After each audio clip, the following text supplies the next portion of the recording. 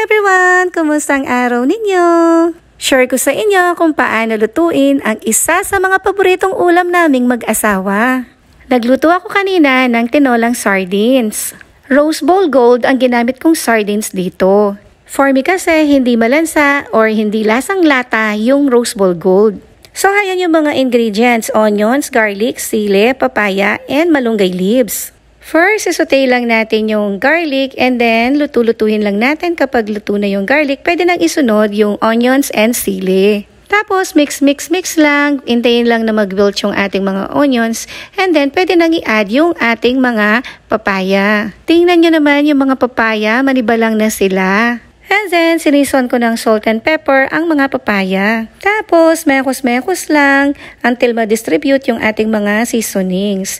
And then, pwede ka na mag-add ng water. So, nag-add ako ng 3 cups of water. Pagkatapos, nag-add ako ng 1 pirasong chicken cube.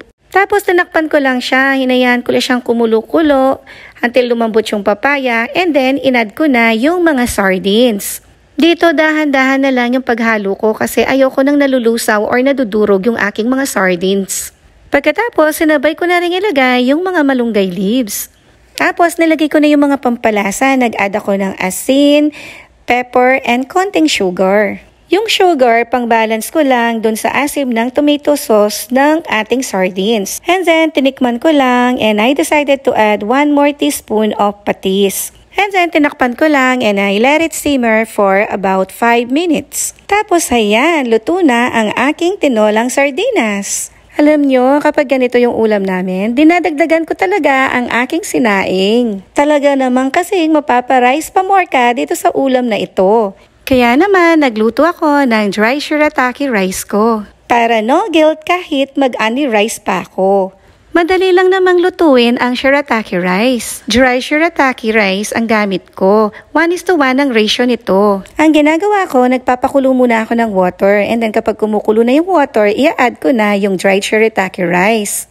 And then tatakpan ko lang siya and I let it simmer for about 3 minutes. After 3 minutes, papatayin ko na yung apoy and then hahayaan ko lang siya naka-cover for about 5 minutes and then luto na yung rice. Tapos, yung mga papaya pala, harvest ko rin sa aking garden. Alam nyo, napakaraming bunga ng aking papaya tree. Tapos, napakatamis ng kanyang bunga at kukonti lang kanyang mga buto. So, yan na nga, happy tummy na naman kami ng asawa ko. So, yun lang. Thank you for watching. Bye!